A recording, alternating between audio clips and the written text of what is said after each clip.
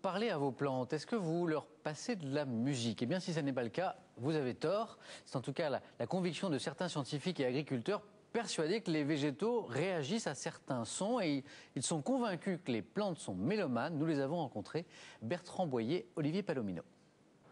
C'est une récolte impressionnante que Fabrice remise en cette fin de saison. Ce viticulteur cultive une passion pour les légumes géants.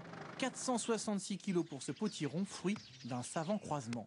Il y a beaucoup de secrets, là. Il y a une génétique à faire chaque année. Hein. Et puis il y a la musique. Et il y a la musique, oui. Car ce saxophoniste averti s'enregistre et diffuse ses mélodies dans sa serre pendant la belle saison, persuadé de leur effet sur la croissance de ses tomates, bêtes de concours. Ça a bien fonctionné puisque bon, j'ai récolté 4 tomates d'1,8 kg, une autre tomate de presque 2 kg et une autre de 2,3 kg. Ces représentants d'une petite société Genodix vont beaucoup plus loin. Sur la base d'une recherche fondamentale, ils disent reproduire la musique naturelle des molécules pour la transposer dans le domaine de l'audible. Ces protéodies pourraient ainsi accélérer la pousse des végétaux eux-mêmes, lutter contre certaines maladies des plantes.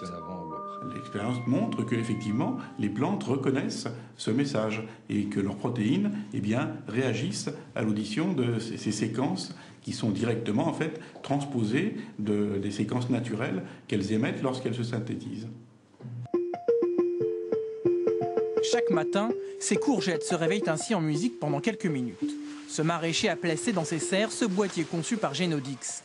Il cherchait une solution pour lutter contre un virus qui abîme certains légumes et les rend invendables. D'abord sceptique, il nous assure que les résultats sont surprenants.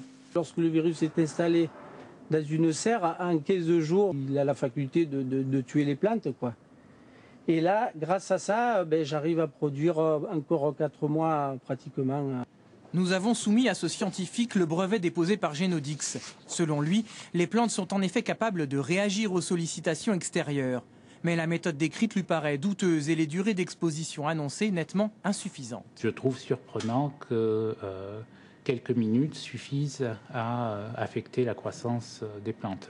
Il n'y a a priori aucune raison que la musique jouée avec une transposition arbitraire puisse avoir un effet sur les vibrations de ces molécules-là. Fabrice, lui, révise et peaufine ses morceaux, convaincu que l'année prochaine, ils lui assureront une nouvelle récolte exceptionnelle de légumes géants. Voilà, est-ce que les plantes sont mélomanes? Le débat est lancé.